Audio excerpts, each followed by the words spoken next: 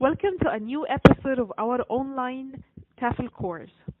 Today we're talking about the theoretical background of a new method which is called Desuggestopedia. Desuggestopedia is following the effective humanistic approach which calls for respecting the student's feelings and to eliminate the psychological barriers to learning such as the fear of failure. Desuggestopedia stresses the need to desuggest any limitations that hinder us from learning and using the best of our mental capacity.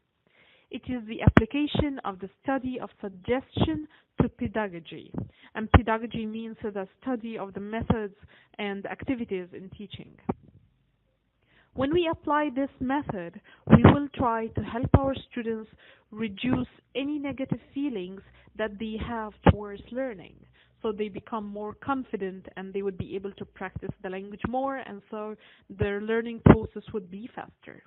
Now, wait for the coming episodes to tackle the different ways that we can apply Desuggestopedia in the ESL classroom.